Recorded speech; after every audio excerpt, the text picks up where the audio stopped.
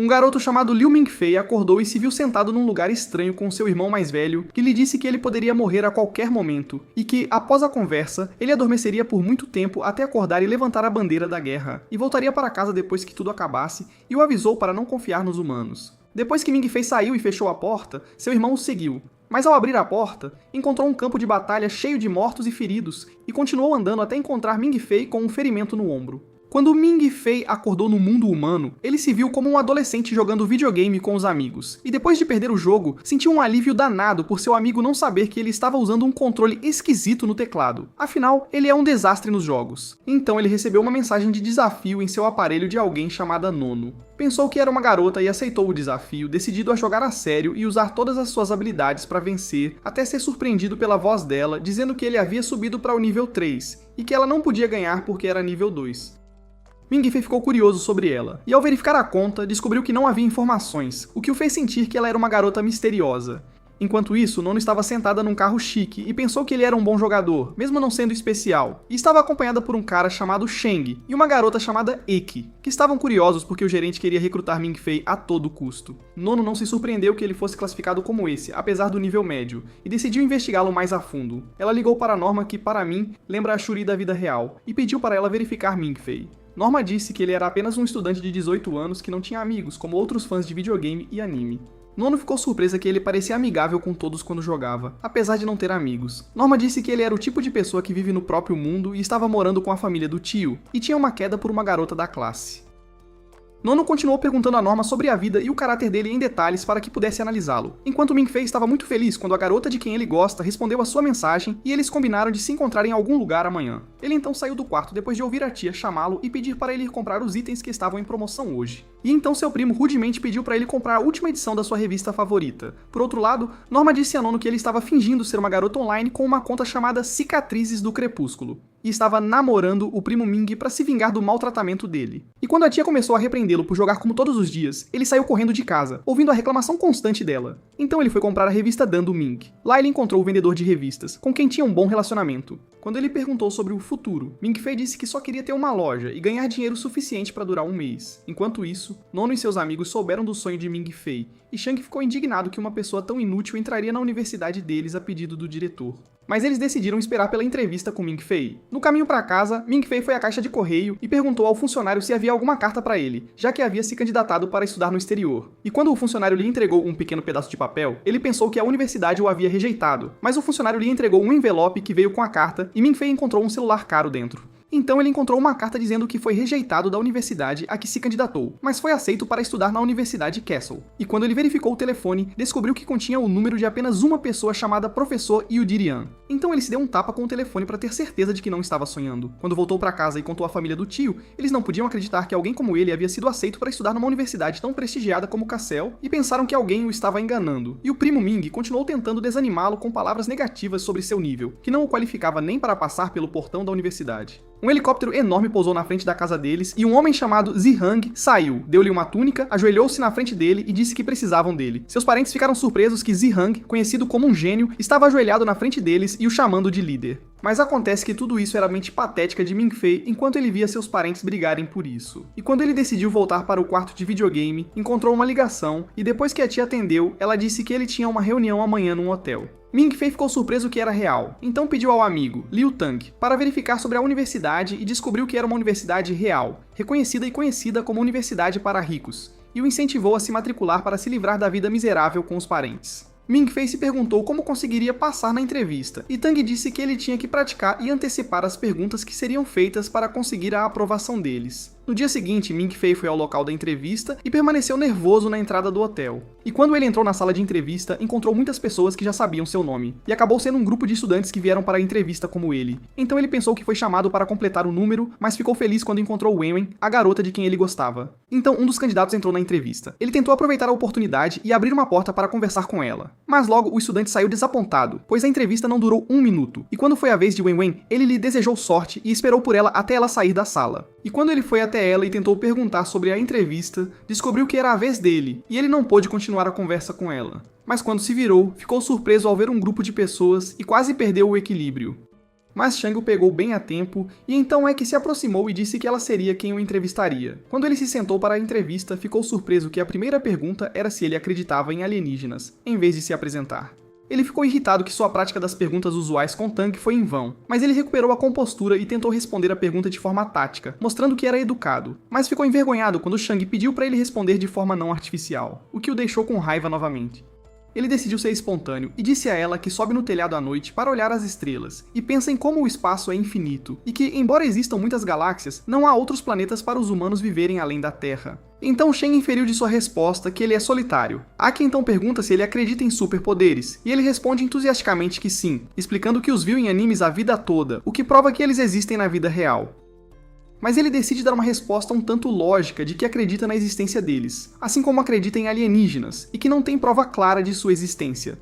Aki então pergunta se ele acredita no mundo espiritual e na existência de vida após a morte, ou no mundo físico, e que não há vida após a morte. Ming-Fei ficou chocado e parecia atordoado pelas perguntas da entrevista, que parecia um experimento social, e ele continuou tendo pensamentos negativos de que eles poderiam estar zombando dele ou tentando rejeitá-lo por qualquer motivo para limpar a consciência deles. Então ele decidiu sair da entrevista, pensando que era apenas uma perda de tempo. E quando ele saiu, os outros estudantes o parabenizaram por conseguir conduzir a entrevista por mais tempo que os outros. Mas ele os ignorou e foi encontrar Wen. E então Yudarian chegou com o nono e perguntou como a entrevista tinha ido. E eles disseram que ele saiu porque as perguntas não o agradaram. Yudarian ficou furioso com eles e disse a Shang que ele tinha que impedi-lo de sair por qualquer meio, mesmo que tivesse que se ajoelhar e implorar, e ordenou que o levassem de volta ao hotel imediatamente. Enquanto isso, Ming-Fei estava com Wen e ela disse que queria fazer uma festa de despedida antes de se formar no ensino médio, e concordaram em se encontrar no mini-teatro em 2 dias. Depois que ela saiu, ele continuou pensando nela, sonhando em se casar com ela e morar juntos numa casa pequena. Ele pensou que sua vida seria ótima assim. Quando voltou para casa, foi surpreendido pelos parentes dizendo que alguém os havia ligado e contado que ele havia passado na entrevista com sucesso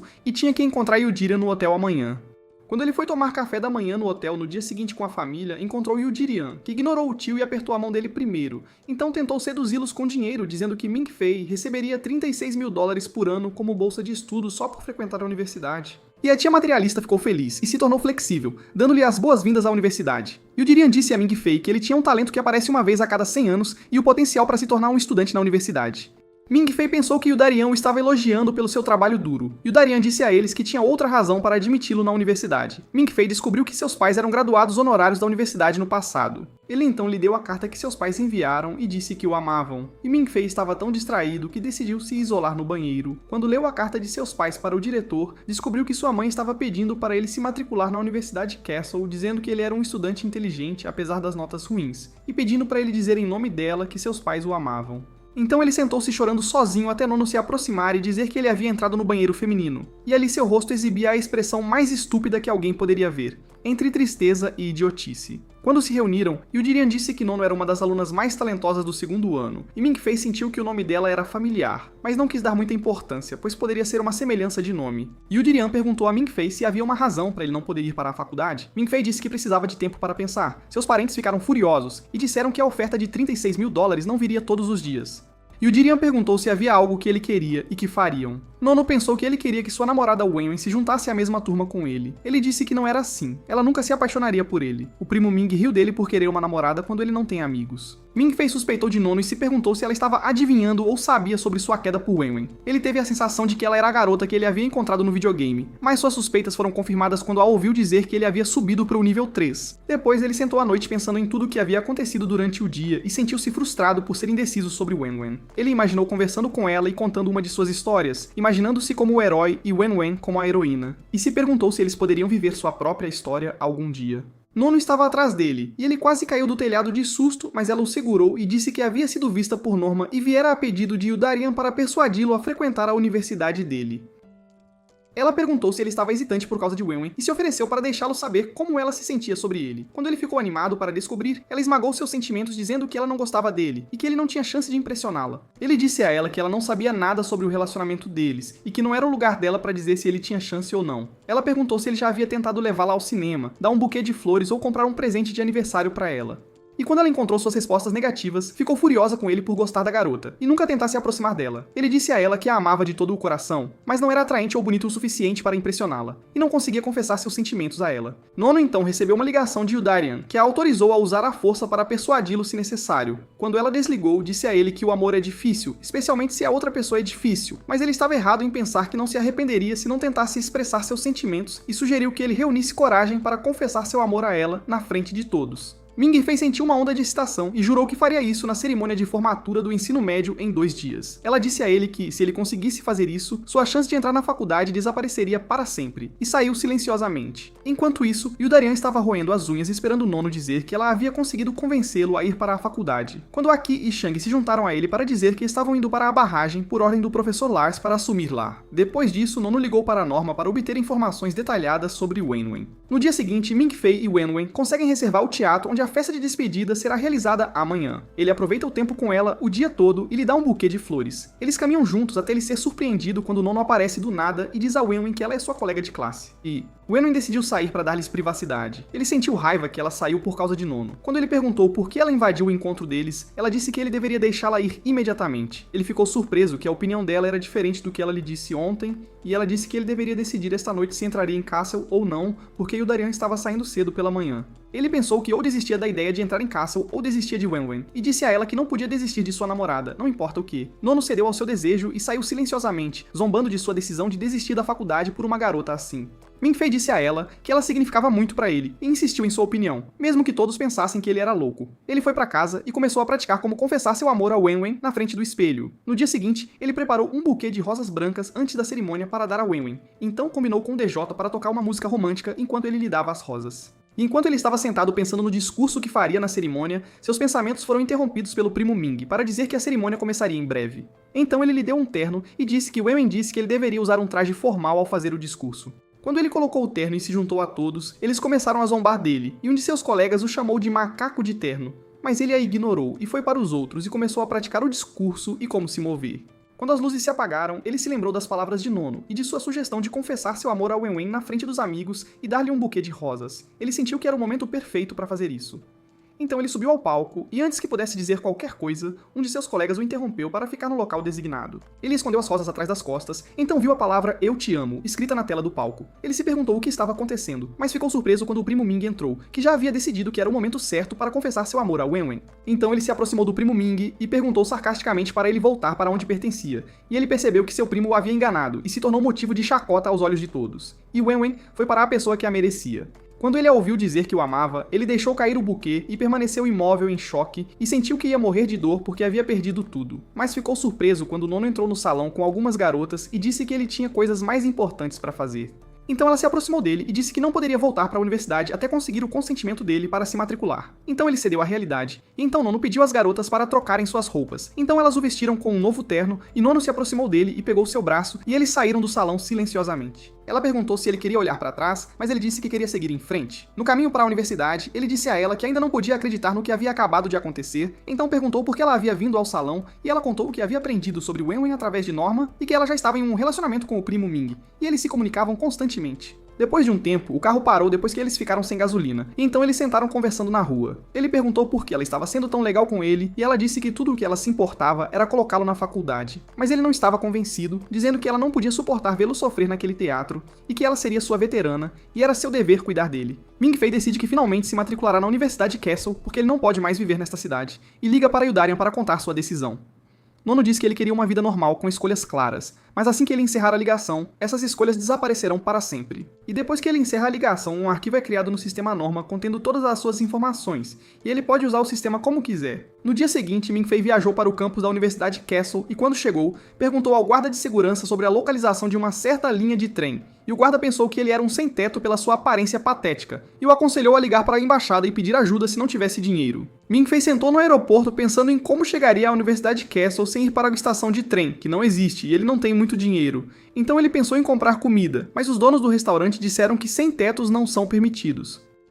Então ele sentiu raiva e disse que tinha dinheiro e não era sem teto, até que alguém parou na frente dele e pediu uma única moeda. Quando Ming Fei se virou para ele, pensou que ele era sem teto e continuou falando com ele de forma ríspida. Mas a pessoa disse que não era sem teto e seu nome é Finger Logan, e ele é um estudante, mas está com problemas por razões externas e isso o fez simpatizar com ele, já que estão com problemas juntos. Então ele notou que ele estava carregando um cartão com o logotipo da Universidade Castle, então ele disse que era seu veterano nesta universidade, mas Ming-Fei pensou que ele estava mentindo para lhe dar algum dinheiro. Então Finger tirou seu cartão provando que era um estudante como ele. Depois disso, eles sentaram e conversaram, e Finger disse que estava em seu 8º ano na universidade. Mas geralmente os alunos se formam depois do 4º ou 5º ano. Só que ele reprovou 4 anos seguidos e é o aluno mais famoso da universidade atualmente. Claro, ele é o rei da reprovação, um verdadeiro gênio nisso. Ming-Fei perguntou qual linha de trem deveriam pegar, e ele disse que era uma linha oculta, sem um horário específico, tipo bem misteriosa.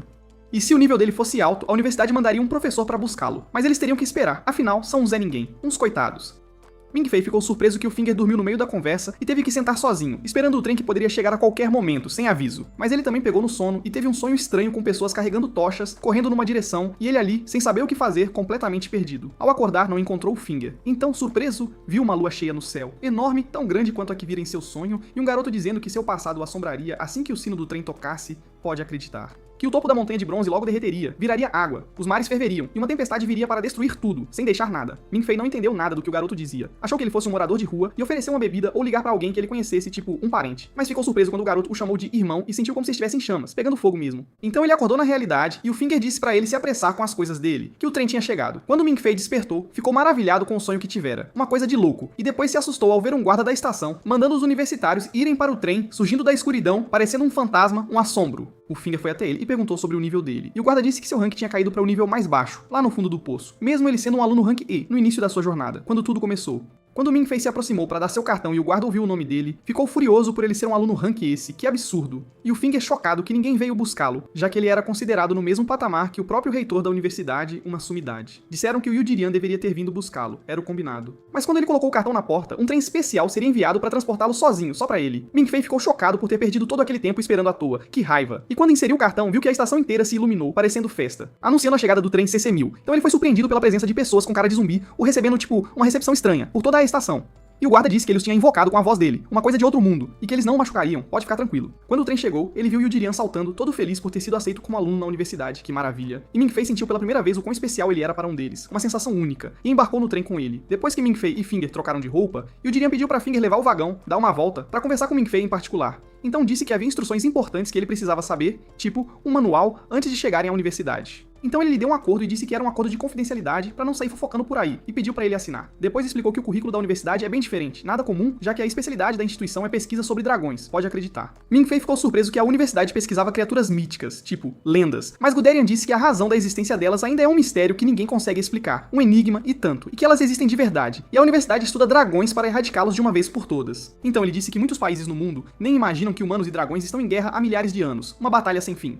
Um ano, os bravos heróis conseguiram derrotar o Imperador Dragão, uma façanha e tanto, e a universidade visa treinar novos heróis para seguir seus passos e conseguir derrotar o maior número de dragões possível, tipo, uma missão. Ming-Fei sentiu que Yudarian era só um professor maluco, obcecado por uma ideia fixa, sabe? Talvez tivesse sofrido um trauma de infância que o deixou agressivo com seres inexistentes, coitado. E ficou frustrado, pensando que talvez a Universidade Castle fosse um lugar para psicopatas, tipo um hospício. Ele sugeriu que procurasse um psiquiatra, urgentemente, mas para sua surpresa, estava uma escuridão total no trem, como se estivessem num túnel sem fim. E então a pessoa que ele vira no sonho reapareceu e disse que o Yudarian estava falando era a mais pura verdade, pode crer. Ming-Fei ficou surpreso que ele estava no trem com ele, e não o tinha encontrado e sentiu que ele falava como um fantasma, um espírito. Ele disse que entrou no trem junto com ele, no mesmo instante, e quando o garoto pediu para ele olhar pela janela, ele ficou surpreso ao encontrar o cadáver de um dragão no topo da montanha, uma cena chocante. E o garoto disse que eles estavam agora na Terra dos Dragões, o lar deles, e que esse dragão se chamava Nidhogg, o primeiro dragão, conhecido como o Imperador Negro, uma lenda, e foi eliminado há milhares de anos, faz muito tempo.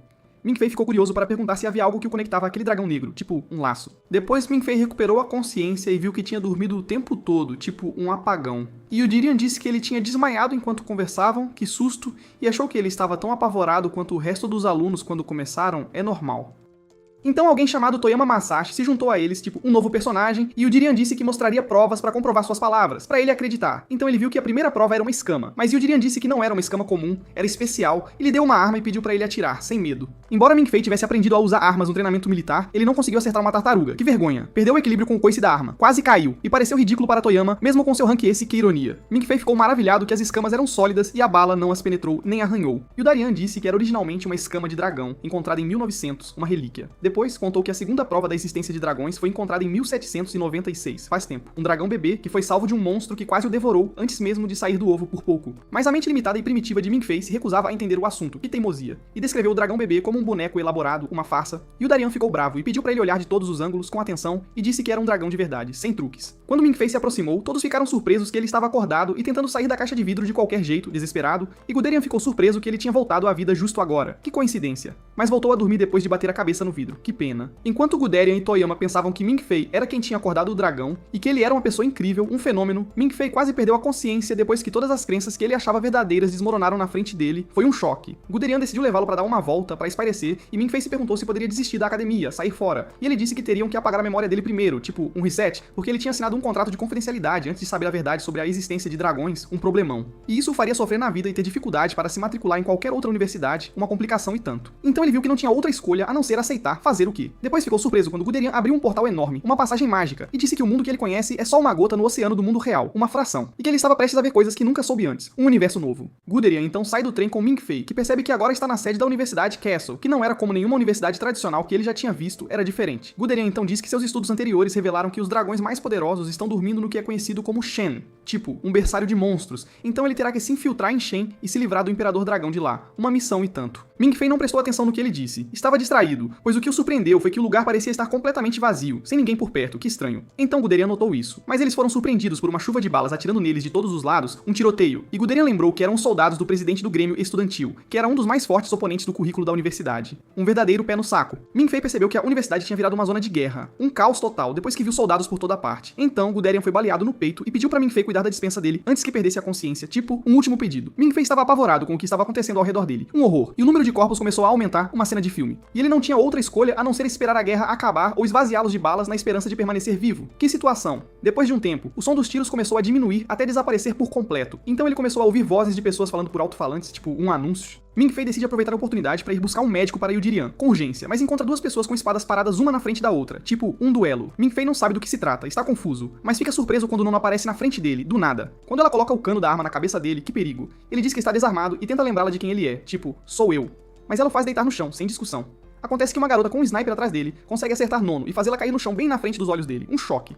Ming-Fei começou a perder a paciência e se sentir muito estressado e em pânico. Uma loucura. Até que viu esse garoto misterioso aparecer na frente dele e se oferecer para puni-los por ele. Tipo, um anjo da vingança. Ele então perdeu o controle de si e atirou em todos à sua frente sem pensar e depois sentou-se perto dos corpos de Nono e Yudirian, em choque. Mas ele ficou surpreso ao ouvir o som de uma buzina, um alarme, e encontrou um grupo de pessoas correndo em direção à praça. Ele achou que estavam vindo para acabar com ele, tipo, o golpe final, mas viu que era um grupo de médicos os tratando tipo uma equipe de resgate e que os soldados ainda estavam vivos, afinal que alívio. Então um velho passou reclamando de jovens que não se importam com os estudos, que falta de vergonha. E quando notou Ming-Fei, ficou surpreso que ele tinha participado daquela guerra de mentira, mesmo sendo um calouro. Que ousadia. Mas Guderian se aproximou e disse pra ele não dar atenção a ele, deixar pra lá. E essa pessoa se chama Clan, que é o responsável pelo orçamento da universidade, o tesoureiro, o que o torna uma pessoa rigorosa e pão duro, um verdadeiro carrasco. Ming-Fei entrou em pânico e ingenuamente pensou que Guderian tinha virado um espírito maligno falando com ele. Que loucura. Ele disse que ainda estava vivo e que hoje era o dia da liberdade. Um dia de treinamento com fogo real, tipo uma simulação, e que a razão pela qual todos estavam inconscientes era por causa do efeito hipnótico das balas disparadas neles, uma pegadinha, e que a cor vermelha era apenas uma mancha, tinta, sabe? Depois que a normalidade voltou à universidade, Clan ainda sentia raiva dos alunos. Que bagunça. E decidiu pedir ao diretor para cancelar este evento anual, de uma vez por todas. Mas os dois alunos que estavam lutando com espadas se aproximaram e disseram que este evento não viola as 3 regras da universidade, desde que ninguém seja realmente ferido, tipo, é só brincadeira. No entanto, Clan decidiu ligar para o diretor Anju e deixar a decisão para ele, a palavra final. E quando ele atendeu a ligação, Clan disse que os alunos causaram uma bagunça enorme este ano, um verdadeiro estrago, e que as balas deles destruíram os espaços verdes favoritos de Anju. Que pena. O presidente do Grêmio Estudantil, cujo nome é César Gattuso, disse que não, ele não tinha nada a ver com o Gattuso, o ex-jogador do Milan. Que confusão. César disse que poderia substituir a vegetação com o dinheiro do pai dele, se quisesse sem problemas. Mas Clan ficou surpreso quando Anju disse que a Universidade Arcária, com o custo de todos os reparos, sem problemas, e recusou-se a cancelar o evento anual do Dia da Liberdade de jeito nenhum.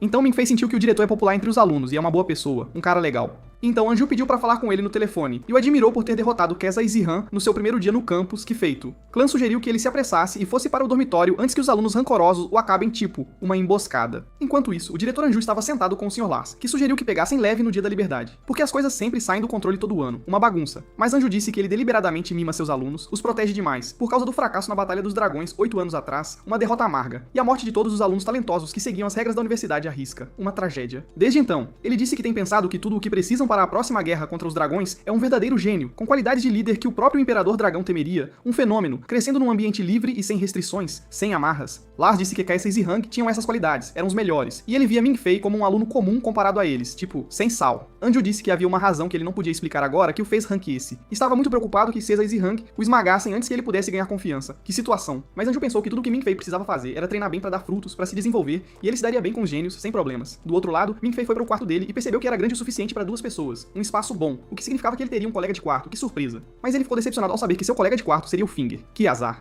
Finger ficou impressionado que ele conseguiu vencer Caesar e Hank rapidinho no primeiro dia. Que proeza. Ele disse que percebeu que todo mundo estava olhando pra ele de um jeito estranho o tempo todo, tipo, com curiosidade. Ele disse que o Grêmio Estudantil e a comunidade Coração de Leão o odiavam, tipo, eram inimigos, e sugeriu que dessem uma volta pelo bairro pra espairecer. Depois disso, Finger começou a apresentá-lo aos edifícios dentro da universidade e viu que eles são muito enormes e têm uma longa história, são antigos pra caramba. Mas ele se perguntou que todo mundo dentro da universidade era gente comum, tipo, normais, e como eles lutavam contra dragões, que mistério. Então Finger disse que os Younglings deles foram selados dentro da universidade pelo guarda noturno que mora na Torre do Relógio, um cara importante, e é originalmente o senhor, pai do clã, pode crer.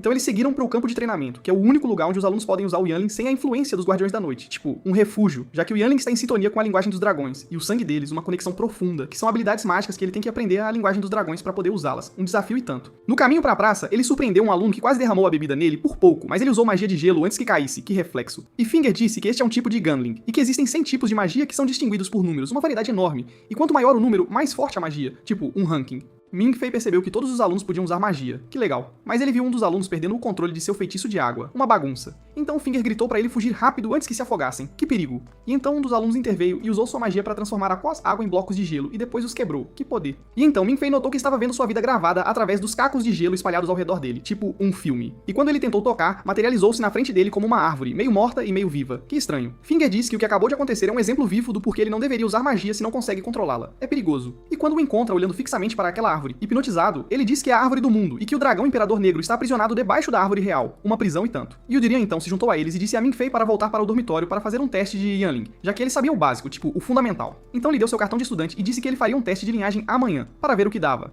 Depois que Ming Fei se sentou, ele viu que o Darian tinha trazido uma caixa de música para testar sua linhagem mais cedo, para satisfazer a curiosidade, tipo, um adiantamento. E disse que, era uma vez, o Imperador Negro emitia um rugido baixo de seu trono que poderia destruir continentes inteiros, um poder assustador, e o resto dos dragões se viraria e se ajoelharia para ouvir sua voz, em reverência. E depois de algum tempo, os técnicos da linguagem dos dragões conseguiram criar uma caixa de música através da qual podiam ouvir a linguagem do Imperador Negro, uma invenção e tanto, que é o início do Youngling mais poderoso de todos, o Suprassumo.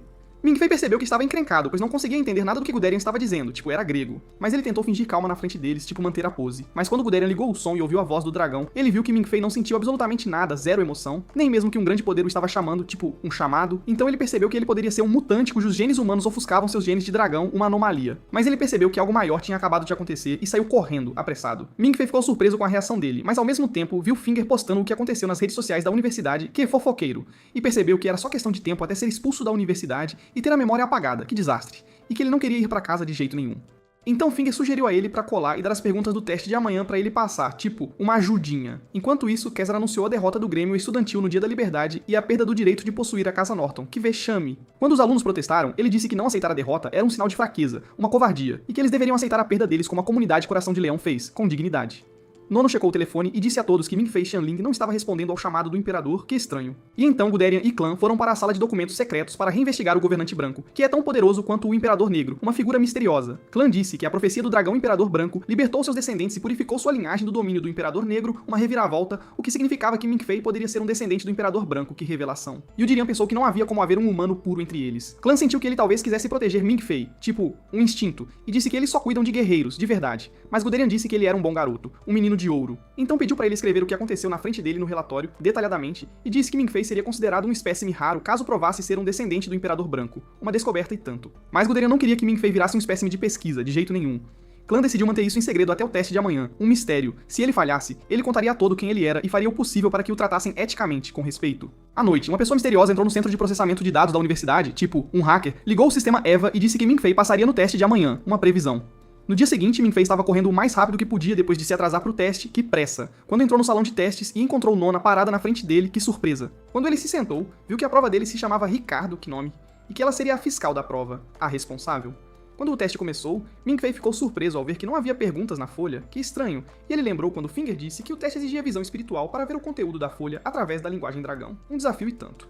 Então ele encontrou uma garota loira sentada quietinha ao lado dele, bem discreta. Os alunos então começaram a ouvir vozes vindo da caixa na frente deles, tipo, um mistério. Ming Fei não teve problemas com isso, pois ele tinha anotado os símbolos que são usados em ordem a cada ano pro teste, tipo uma cola. Do outro lado, Toyama pediu a Norma para observar o teste e ficar de olho, e então se aproximou de Nano e perguntou como foi o teste de linhagem dela quando ela se matriculou na universidade, lá no começo. Ela disse que viu uma sombra se esgueirando na mãe dela e roubando sua alma, mas ela não conseguiu ver o rosto, que horror. Do outro lado, Ming Fei se viu sozinho no salão com esse garoto misterioso, que estranho. Todo mundo ao redor dele tinha desaparecido, sumido do mapa. E ele pediu pra ele sentar ao lado dele, então ele decidiu conhecê-lo melhor, fazer amizade. E então ele viu que o nome dele era o mesmo do nome de seu parente, pois ele também se chamava Ming. Que coincidência. Então ele ficou chocado ao perceber que ele sabia sobre a conta da garota falsa. Que segredo. Onde ele estava manipulando o primo para se vingar da forma como o tratava. Que maldade. Ming disse que a visão espiritual permite que ele veja o que está no fundo do coração dele, então ele consegue ver tudo, sem esconderijos. Ming Fei negou sentir qualquer coisa naquele instante. E quando perguntou o que era, Ming disse que ele deveria perguntar ao próprio coração e que humanos são tolos por natureza, mas ele era tolo de propósito e que sentia pena dele, coitado.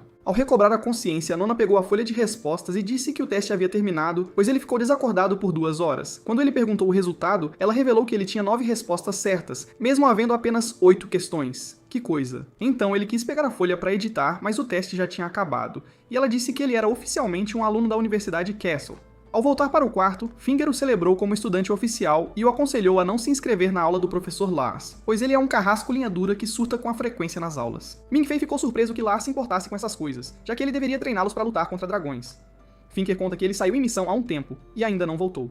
Encontraram rastros de dragões em algum lugar, veja só. Enquanto isso, Lars chegou ao local dos rastros de dragões e enviou Aki e Shang para explorar o fundo do mar, onde encontraram uma vila submersa. Shang deduz que é ali que o dragão da água encontra o da montanha, e aqui sugere usarem a serpente para explorar uma vasta área do oceano e ganhar tempo. E então ele usa seu poder para invocar uma serpente gigante que se divide em várias pequenas, espalhando-se pelo oceano para explorar e ver tudo através delas. Do outro lado, Lars detectou altas vibrações que poderiam causar um terremoto, enquanto Shang, espertinho, encontrou uma quantidade enorme de ouro ali perto. Lars ordenou que voltassem rápido para a nave, mas assim que terminou a frase, sentiram um tremor violento sob eles. E quando a tripulação ia puxar as cordas para trazer Shang e Ek, descobriram que elas estavam cortadas e perderam contato com a dupla. Lars sentiu raiva de si mesmo por repetir o erro de 8 anos atrás, que causou a morte de 2 de seus alunos mais importantes. Mas ficou surpreso que Shang conseguiu se comunicar pela serpente, dizendo que chegou ao fundo da barragem e viu uma parede enorme, concluindo ter alcançado o Palácio Imperial do Dragão de Fogo. Lars ligou para Anju e contou o que encontraram, e Anju pediu que continuasse a busca dentro do palácio. E quando Lars duvidou da presença de um ser vivo lá dentro, Anju o autorizou a usar a chave para trazer a coisa, viva ou morta. Então Lars foi a um quarto com um bebê de sangue de dragão puro, que era a chave que ele usaria. Ele pegou a criança, colocou-a num traje de mergulho, depois numa caixa selada e decidiu investigar o palácio para encontrar o dragão pessoalmente. Ao chegar ao fundo, ele disse a Shang e Aki que tinham apenas 2 horas para a tarefa, então usou sua habilidade para abrir o portão do palácio. A criança então usou a chave para remover os cadáveres dos guardiões, que haviam sido reduzidos a cinzas por uma maldição. A criança comandou o portão a se abrir, e um cartão saiu da língua do cadáver, e assim conseguiram abrir o portão. Antes de Shang e Ek entrarem, Lars lhes deu uma granada química e disse que tinham 2 horas para pegar os ossos do dragão de fogo ou destruí-lo, se necessário. Após retornar à nave, ele continuou observando tudo pelas câmeras e os instruiu a encontrar o quarto do rei. Ao entrarem, Shang sentiu como se estivessem dentro de um relógio. Então, encontraram um enorme pilar de bronze que parecia uma árvore. Então ele pediu a Ek para tirar uma foto enquanto ele procurava suas serpentes por perto e a ordenou a fugir e não tentar salvá-lo se algo acontecesse. Lars usa o sistema Norma e a manda ler a linguagem, e ela lhes diz que a direção dos galhos corresponde à rota de saída. Aki começa a se sentir mal, e a tripulação nota que sua frequência cardíaca aumenta antes de perderem contato com ela. Lars ordenou que puxassem sua corda e dissessem a Shang para recuar, mas ficaram surpresos ao descobrir que a corda de Aki havia se rompido. E nesse meio tempo ela quase caiu, mas Shang a pegou bem a tempo e ela disse que estava tonta. Quando perguntou se ele achou algo, ele disse que explodiu, pois não conseguiriam carregar sozinhos. Então notaram um monumento de dragão perto do pilar e decidiram levá-lo para examinar e tirar uma amostra do bronze. Quando Aki se aproximou do monumento para pegá-lo, sentiu algo a atacar e agarrar. Ela pediu a Shang para atirar na pessoa, mas descobriu que era o próprio Shang quem a agarrava. Ele então disse que havia uma estátua a seguindo o tempo todo, e ela percebeu que estava sob a influência dela por tentar decifrar a língua do dragão. Então ela se surpreendeu ao ver que sua corda estava cortada, e Shang se culpou por deixá-la sozinha. Quando ela notou que ele carregava algo nas costas, ele disse que era uma urna de cinzas encontrada por suas serpentes, com uma decoração similar à fita de Moebius, simbolizando a vida eterna dos dragões. Eles ficaram surpresos que a parede se movia estranhamente ao redor e decidiram escapar rápido antes que o lugar desabasse. Shang informou Lars que o palácio havia despertado após moverem a estátua. Enquanto isso, Ming Fei ouviu o som de um sino no meio da noite em seu quarto e tentou voltar a dormir. Mas ele encontrou Mings sentado na beira de sua cama e de repente se viu no topo da torre do sino. Mings disse que o sino da manhã toca quando alguém morre ou está prestes a morrer, sinalizando perigo e oportunidade ao mesmo tempo.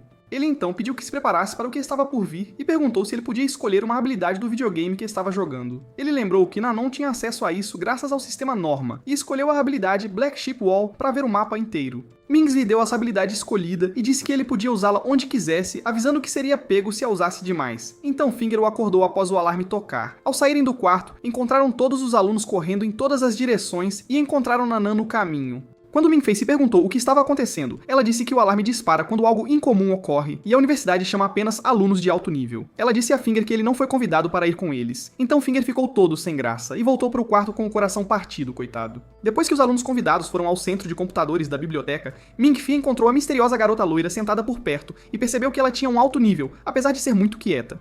Os oficiais então informaram aos alunos que 2 membros estavam presos nas ruínas de um dragão e que eles tinham que encontrar uma maneira de tirá-los. Quando Norma mostrou o mapa, viram que estavam presos no Palácio Imperial do Dragão de Fogo, um edifício mecânico em constante mudança, o que significa que não há como escapar e eles precisam resolver o enigma. Yudirian disse que tinham 20 minutos para resolver o quebra-cabeça do pilar de bronze em forma de árvore, pois era o tempo restante de oxigênio. Quando Ming Fei ouviu os nomes, lembrou que foram eles que o entrevistaram para a universidade. Então ele usou seu cartão para acessar o sistema Norma no computador e escolheu ativar as configurações padrão, já que o tempo estava acabando. Mas Eva, um clone de Norma, apareceu à sua frente. Ao notar a garota loira se esforçando para analisar as imagens do palácio, ele se sentiu o único inútil ali, um 0 à esquerda. Mas lembrou da habilidade que aprendeu com Mings e decidiu tentar usá-la. Enquanto digitava, Eva disse que tinha os resultados da decifração e então todos, de repente, viram seus dispositivos desligarem. Ming Fei conseguiu decifrar a imagem e encontrar uma saída do palácio em menos de 10 segundos. Por outro lado, a universidade enviou a decifração para a nave de Lars, que por sua vez a enviou para Shang, que lutava por sua vida com Aki antes que fossem completamente desconectados. Após Shang ser atingido por uma rocha, Aki o segura antes que ele caia. Ao se acomodarem perto do portão, ele pede a Lars para usar a chave, e eles mostram o mapa do dispositivo ao bebê. A criança traçou uma linha reta para baixo, e Lars percebeu que tinha oxigênio para apenas 3 minutos, precisando controlar a respiração e a velocidade ao mesmo tempo. Mas ele confiava nas habilidades deles, então Shang decidiu se desconectar para economizar energia. Após desligar, Aki lhe diz que não tem oxigênio suficiente para voltar e que ela quer ficar ali até a água a engolir, pois sua morte é apenas uma questão de tempo. Ela decide confessar em seus últimos momentos que o ama, mas ele se aproxima, a beija e diz que não a deixará morrer naquele lugar. Enquanto isso, Lars de repente entra em pânico e ordena à tripulação que desça à superfície e envie barcos de resgate. Ao sair, ele percebe que a saída se abrirá da parte mais baixa do palácio e será difícil para Shang e Aki alcançarem a superfície. Ming Fei recebeu uma ligação de seu amigo Tang na cidade para saber como ele estava. Então Ming Fei contou o que acontecia e Tang sentiu que ele não estava bem. Então ele o aconselhou a orar, pois emoções e oração fazem parte das energias que afetam o mundo ao redor e farão a diferença para ele, e Ming Fei se sentiu aliviado com suas palavras. Depois disso, barcos de resgate foram enviados pela autoridade de transporte para procurar Shang e Aki por toda parte, 14 minutos após o último contato com a nave. E Lars estava muito preocupado e nervoso, e quando estava prestes a ordenar a retirada da tripulação, ouviu um dos socorristas dizer que haviam encontrado alguém e conseguido resgatar Eki, mas ela rapidamente entrega a estátua à equipe de resgate e diz a todos para saírem rápido, pois há uma criatura viva lá embaixo. Então a criatura a puxa para baixo novamente, e Lars quase pula atrás dela, mas encontra sangue se espalhando sob a água, e percebe que eles morreram como resultado de seu erro. Ao ver a criatura se aproximando rapidamente debaixo d'água, ele decidiu se vingar e ordenou à tripulação que se afastasse do convés. E quando voltaram para dentro, descobriram, através do equipamento, que era um peixe grande, mas sua velocidade deixava claro que não era um peixe comum. Lars pega o rifle de precisão, mira no peixe e atira bem no olho, sem hesitar. Mas quando ele fica sem munição, o dragão imperial salta da água e devora o helicóptero. Lars percebe que o dragão é muito inteligente e está atrás do vaso de cobre que eles pegaram. Então ele ordena que 10 bombas sejam lançadas sobre ele. Mas quando o dragão se aproxima, eles descobrem que ele as comeu após perderem o sinal nos dispositivos. Então Lars ordena que as detonem imediatamente, causando um enorme vórtice na água. Lars percebeu que este não era o dragão imperial, pois é inteligente demais para comer uma bomba, mas sentiu-se aliviado após eliminá-lo. Mas logo, ele foi surpreendido por uma facada pelas costas para ajudá-la, então o monstro a puxou para baixo, e Lars enlouqueceu, continuando a atirar aleatoriamente na água até perder a esperança de superá-lo. Então, o dragão apareceu novamente e criou um vórtice diretamente sob a nave, e a tripulação ficou chocada ao ouvir o riso do dragão, e Lars percebeu que ele estava rindo deles. Então, um dos tripulantes descobriu que havia uma bomba não detonada no estômago do dragão, então Lars ordenou que não a detonassem, pois o dragão estava apontando a boca para eles e esperando que o fizessem para causar a morte de todos. Quando Lars percebeu que estavam a uma distância de ataque da barragem de Tushan, ele ordenou que os motores funcionassem a toda velocidade e seguissem direto para lá, e o dragão seguiu na mesma velocidade. Ao chegarem à barragem, Lars usou a criança para abrir o portão com suas habilidades, e então o dragão saltou alto para entrar. E quando saíram, ele ordenou detonar a última bomba no estômago do dragão. Mas um estilhaço saiu dela e atingiu Lars. Então ele usou seu poder para criar uma barreira ao redor da nave e impedir que o dragão a alcançasse. Então a criança fechou o portão sobre o dragão, fazendo o ser esmagado e sangrar sem se mover. Então Lars sentiu que a guerra entre eles terminou em empate. Depois disso, o diretor Anju fez uma ligação para a universidade e disse a todos que a nave havia sobrevivido ao acidente em segurança e conseguido algo muito importante. Ufa! E todos começaram a aplaudir e celebrar. E Anju agradeceu a Ming Fei por ser o maior contribuinte para o sucesso da missão. E todos começaram a bater palmas e elogiá-lo enquanto ele ficava todo sem jeito. No caminho de volta para seus quartos, Zihang o agradeceu por ajudar a todos. Ming Fei humildemente disse que teve apenas sorte. Zihang lhe disse que sorte é uma habilidade importante e o convidou a se juntar à sua Sociedade Coração de Leão para ser o próximo líder depois dele. Ming Fei ficou surpreso com o pedido e disse que não seria capaz de liderar uma equipe inteira sozinho de jeito nenhum. Mas Zihang lhe disse que ele tinha mais qualidades do que ele para a posição e que Keza tentaria recrutá-lo para sua união estudantil, e ele estaria livre para escolher então.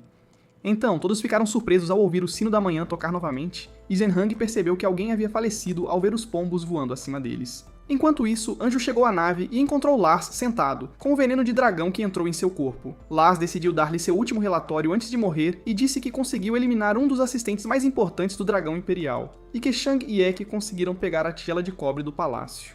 Andrew lhe disse que a tigela continha inscrições na língua do dragão Norten, significando que ele estava oferecendo seu corpo ao imperador dragão negro Nidog, e que a tigela era uma urna funerária contendo um casulo, ossos ou um ovo Norten, e disse que eles gravariam isso em sua lápide quando descobrissem a verdade. Lars pede que mantenha a morte de Shang e Egg em segredo dos alunos, e que lhes diga que eles foram em uma nova missão, pois ele quer manter os alunos orgulhosos de serem guerreiros de dragões, e então ele morre em silêncio. Poucos dias depois, Nantu envia uma mensagem a Ming Fai dizendo que haverá uma festa amanhã na casa de Amber, e o convidando a vir, pois Caesar gostaria de falar com ele. Finger percebe que a União Estudantil está tentando recrutá-lo, veja só. Finger lhe diz que a família dele é uma das mais famosas de caçadores de dragões no ocidente, e que se espera que ele assuma a liderança da família desde jovem e se torne o imperador das sombras do mundo ocidental que responsa. Ele o descreve como um bastardo arrogante que desafiou a todos no primeiro dia na universidade e está confiante de que pode derrotar qualquer um que cruze seu caminho. Ming Fei ficou frustrado ao lembrar sua primeira impressão ao pisar no campus, pensando que a comida aqui seria apenas deliciosa,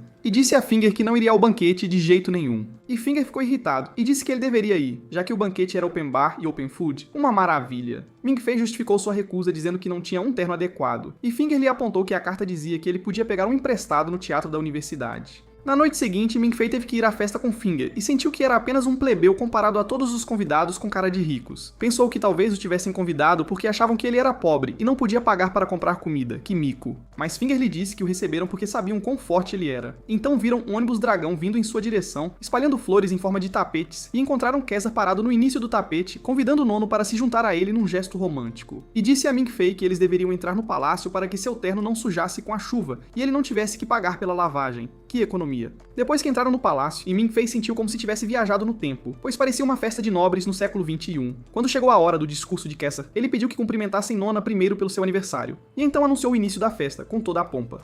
Parte da plateia começou a dançar ao som da música, o que enfureceu Finger, pois ele não dançava há muito tempo. Então ele teve uma ideia e arrastou Ming Fei para a pista de dança, para dançarem juntos de um jeito bem desengonçado, uma cena. Finger o balançava para a esquerda e para a direita, e Ming Fei não conseguia controlar seus movimentos. E a garota loira, que estava entre os músicos, notou a confusão que eles faziam, enquanto o nono pedia a Caesar para salvá-lo daquela situação, antes que ele decidisse se juntar à comunidade Coração de Leão, pelo amor de Deus. Caesar pensou que Zahan devia tê-lo convidado para a sociedade e esperava que ele o convidasse para a união, e sentiu que não queria fazer o que os outros esperavam dele de jeito nenhum. Então ele decidiu interromper a dança e fazer um discurso para todos, dizendo que ficou desapontado no dia em que chegou à universidade ao encontrar muitos alunos matriculados, e sentiu que eles seriam a elite se apenas alguns poucos estivessem inscritos na universidade. Uma verdadeira pena. Então ele começou a empolgá-los e disse que a razão para se juntarem à universidade é para derrotar dragões, proteger seus camaradas e morrer com honra, e que a união estudantil é o verdadeiro lugar da elite. Então ele se dirigiu a Ming-Fei e pediu que ele ficasse ao seu lado. E quando o encontrou hesitando, ele disse para ele vir ou ir embora da festa sem rodeios. Ming-Fei pediu que lhe desse tempo para pensar, então Caesar lhe deu uma música para decidir se juntava a ele ou partia. Então Nana lhe disse que estava saindo do concerto porque se sentia cansada, e foi.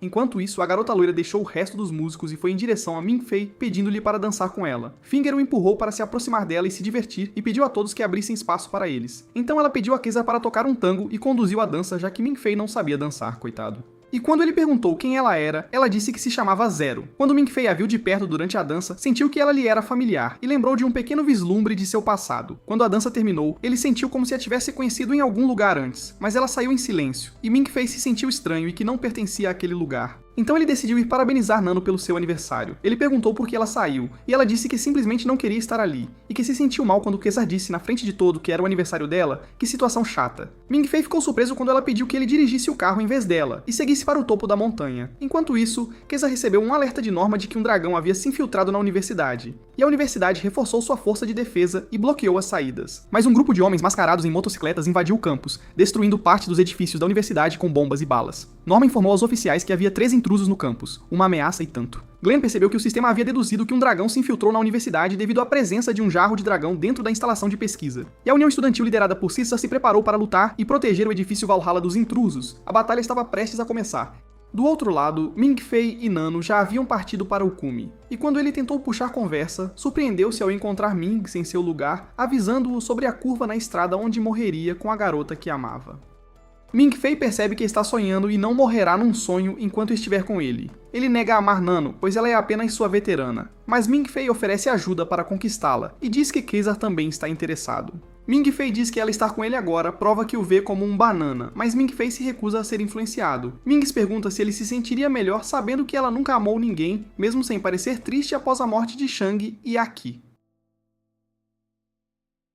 Ele então o lembrou do que Nano havia dito antes, que precisava de música, um buquê de flores e um discurso para namorar uma garota. Deu-lhe a habilidade de farejar flores antes de partir e pediu que ele mesmo pensasse no discurso. Quando Ming-Fei quase o esbofeteou, Nano estava de volta ao seu lado. Ao chegarem ao topo, ele se surpreendeu que o carro parou sozinho. Então Nano decidiu esperar as estrelas para admirar o céu. Do outro lado, Caesar tentava contatá-la, sem sucesso. Em 1 hora, os estudantes universitários capturaram 3 equipes de intrusos, restando apenas 6, e um dos intrusos contatou sua líder sobre a impossibilidade de usar magia devido à lei da patrulha noturna. E ela lhe disse que a habilidade da patrulha noturna seria cancelada em breve, e eles poderiam assumir o controle da universidade. Do outro lado, Norma descobriu que 7 intrusos de diferentes nacionalidades foram presos, e nenhum deles conhecia seu líder. Então o administrador pediu a Glenn que dissesse ao pai, o patrulheiro noturno, para cancelar sua habilidade que impede o uso de magia, facilitando a localização dos intrusos. Depois, o diretor Anju ligou para o patrulheiro, pedindo para desativar o sistema e permitir que os alunos usassem suas habilidades, pois suspeitava que os dragões estavam prestes a despertar. Então ele disse que pensaria no assunto, e ao receber outra ligação de seu filho, Glenn, pedindo para desativar a habilidade, ele concordou e quebrou a lamparina a óleo, interrompendo o uso de Yanlin após 15 anos de ativação. Enquanto isso, Ming-Fei e Nano desfrutavam do tempo no topo da montanha. Ao sentarem perto de um pequeno lago, ele perguntou sobre Shang e Aki, e ela disse que a universidade anunciou suas mortes apenas para não assustar os alunos. E ela também sabia que Lars estava morto, mas disseram que ele havia partido em uma nova missão. Então ela pediu que ele postasse uma mensagem no mural da universidade caso ela morresse, sendo enviada para uma base distante. Ele se perguntou por que os alunos e professores da universidade não temiam a morte. Ela então explicou que todos se formariam, esqueceriam o que aconteceu ali e fingiriam que dragões não existem. Então ela mudou de assunto, falando das estrelas e de um vale profundo sob o mar, para onde todas as águas do mundo fluem, sem nunca atingir o fundo. Dizia-se que as almas dos mortos voavam para cima como vagalumes por esse caminho. Após o patrulheiro noturno desativar sua habilidade, todos na universidade puderam usar Yanling. Os intrusos usaram uma habilidade que os ajudava a desaparecer em 2 metros e decidiram seguir para Valhalla. Glenn então usou a habilidade da Serpente do Vazio para procurar os intrusos restantes. Enquanto isso, um dos intrusos, um caçador de recompensas chamado 13, tentava se esgueirar pela grama e achou a defesa da universidade muito apertada para invadir qualquer prédio. Ele recebeu uma ligação da líder, que lhe disse que seu objetivo era entrar na adega de vinhos e mostrou-lhe um diagrama de onde ficava. Ao chegar à adega, ele percebeu que ninguém havia entrado ali há muito tempo. Então ele encontrou a porta para a área da caveira, e a líder mandou usar o cartão preto para descer. Do outro lado, Kesar usou a habilidade do Vento Negro para localizar todos na universidade. Ao encontrar intrusos, contatou Zihang apostando quem terminaria primeiro e atacou-os. Enquanto isso, Zihang ainda esperava na biblioteca quando os membros da equipe receberam um sinal de Norma para recuar do perímetro. Ele ordenou que sua assistente Suzy e os outros saíssem para sua segurança, prometendo que iriam a algum lugar juntos após a batalha. Do outro lado, os intrusos se dirigiram a Valhalla disfarçados. A líder ficou furiosa ao ver a foto de Aki, chamando-a de idiota por escolher o lado da universidade. Então, um dos intrusos sentiu que Kesar podia vê-los, pois ele parecia sorrir para eles. Então ela disse que ele estava imaginando coisas. Ao chegarem ao centro do auditório, começaram a aparecer e se espalhar, todos apontando suas armas uns para os outros. Então a líder foi surpreendida por um telefonema em um momento tão crítico. Ela repreendeu o chamador, dizendo que ligaria de volta após a missão. Quando Kesar perguntou quem ela era, ela disse ser Mai, irmã mais velha de Aki. Ao tentar falar da morte de Aki, ele percebeu que ela não se importava, pois não eram irmãs e não cresceram juntas.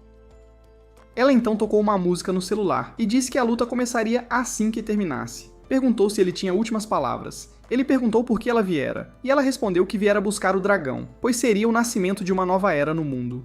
Após a música, as luzes se apagaram e tiros ecoaram por toda a parte. Quando o salão se iluminou novamente, todos caíram, exceto Kesar e Mai. Ele perguntou se ela procuraria a urna, e ela disse que deixou isso para a garota mascarada, uma moça feia, gorda e desmotivada. Então ela disse que lhe daria vantagem na luta, enfrentando-o no escuro, onde ele seria mais forte como desculpa por tentar enganá-lo antes, mudando o final da música. Quando as luzes se apagaram e Kesar usou sua habilidade, ele se surpreendeu ao perdê-la na escuridão sem aviso. Enquanto isso, Zihang os ouvia ao telefone quando viu a garota mascarada entrar na biblioteca, dizendo que era sua rival. Os professores, vendo pelas câmeras, surpreenderam-se por ela não ter arma, e um deles pensou que ela era forte o suficiente para não precisar. Quando Yudirian se pergunta sobre a habilidade especial de Zihang, o professor diz que só o diretor e o conselheiro estudantil podem vê-la e manda Zihang se apressar. Yudirian fica chocado ao descobrir que sua habilidade é a chama do governador, capaz de uma explosão massiva que transforma tudo em cinzas. Logo descobrem que Masquerade também usa a mesma habilidade, causando a destruição de grande parte da biblioteca. Enquanto isso, ele ainda procura a urna e encontra Eva, que o aconselha a sair antes que seja tarde demais. Mas ele não a ouve e decide seguir em frente. Ao perguntar como chegar a Scud, ela diz que ele terá que pegar uma estrada que não é usada há 35 anos. Vendo o sorriso suspeito de Eva e o fato de ela não tentar impedi-lo, ele decide continuar. Ele se esforça na estrada sem pavimentação e mofada, e o chefe lhe diz que sua recompensa aumentou para 5 milhões. Então ele pensa em se aposentar após a missão. Em seguida, ele se surpreendeu ao se encontrar em um pântano de águas profundas, e não conseguiu evitar a queda, perdendo o telefone antes de receber a próxima ordem do chefe. Então ele decidiu seguir sozinho e descobrir os segredos que a universidade escondia há décadas. E quando encontrou uma porta à sua frente e tentou abri-la, teve um mau pressentimento sobre o que estava atrás dele, e se surpreendeu ao abrir a porta sem querer. Enquanto isso, Ming-Fei e Nano ainda aproveitam a montanha. Ela diz que César a convidou para a festa, pois já sabia da oferta de Zihang para ele se juntar à sociedade e não queria imitá-lo. Ela queria mostrar que mesmo com seu rank esse, Keza disse que encontraria alguém forte na festa desta noite.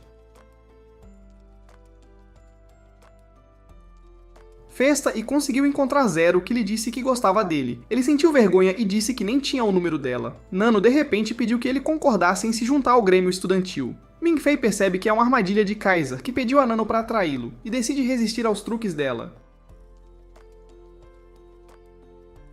Ela diz que Keza não tem nada a ver com isso, e que ela quer que ele se junte ao grêmio para se tornar presidente e dar ordens. Quando ele perguntou por que ela não fez isso com os seguidores de Caesar, ela disse que suas famílias haviam concordado, após o noivado, que cada um cuidaria de si, e nenhum tinha o direito de interferir nos negócios do outro. E Ming-Fei ficou decepcionado ao saber que ela estava noiva dele. Ela então pediu novamente que ele se juntasse ao grêmio em troca de sua proteção e ajuda quando ele precisasse. Ele ficou irritado por ela pensar que era a única que podia ajudar os outros, e disse que retribuiria quando ela precisasse dele. Então ela pediu um presente de aniversário.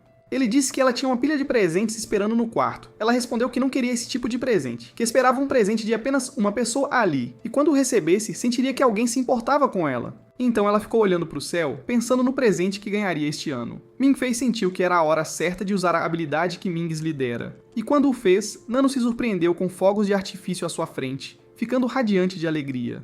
Então ele se juntou a ela e continuaram a celebrar. Uma mensagem apareceu no céu, parabenizando-a. Nano sentiu-se grata e não se preocupou com quem fez, apenas com a felicidade. Então, de repente, começou a chorar, e Ming-Fei percebeu que ela esperava pela mãe. E ao lembrar da ajuda dela no primeiro encontro, ele decidiu retribuir o favor e concordou em se juntar ao Grêmio Estudantil. Do outro lado, 13 correu para a superfície da água após encontrar uma onda violenta ao abrir a porta secreta. E então ele descobriu que estava dentro de um aquário gigante. Em seguida, foi surpreendido por um tubarão enorme atrás dele, e quando pensou que seria devorado, percebeu que o tubarão o ignorou completamente, retornando às profundezas da água. E ele percebeu que a parte estranha de sua personalidade, que faz os animais evitá-lo sem motivo, acabara de salvar sua vida. Ele então continuou pelo aquário, procurando o laboratório inteligente Alpha-Heimer, até encontrar um elevador indicando o caminho. Ao chegar à porta do laboratório, ele usou o mesmo cartão para entrar. Lá dentro, encontrou o diretor Anju celebrando a obtenção de uma rara amostra do dragão Norton, que finalmente permitiria conduzir todas as pesquisas pendentes. 13 pensou que seria fácil roubar a jarra do dragão e obter a recompensa prometida pelo chefe. Então ele perguntou a um dos pesquisadores se Anjus deixaria de secar a jarra para ver se havia uma criatura viva dentro.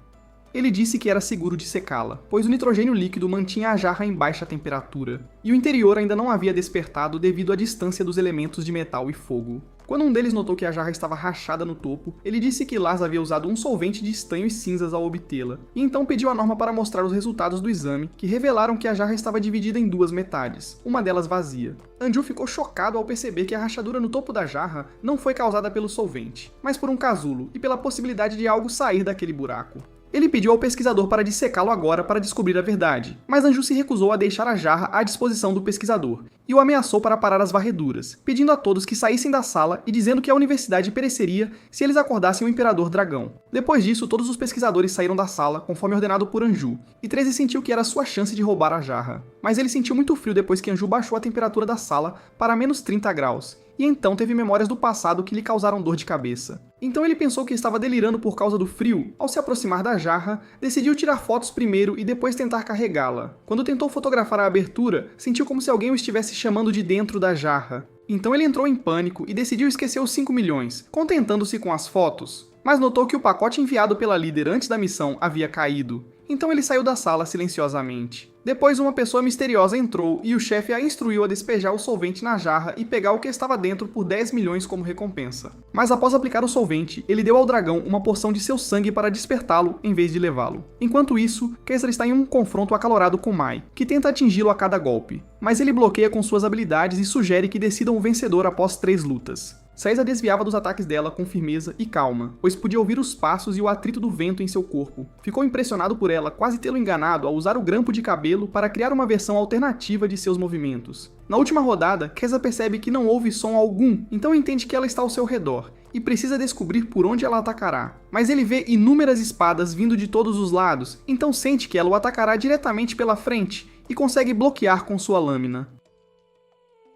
Mai ficou impressionada com a precisão do palpite dele e perguntou como ela conseguia fazer sons de todas as direções. Ela apontou a arma para ele e disse que não precisava dizer nada, pois era a vencedora.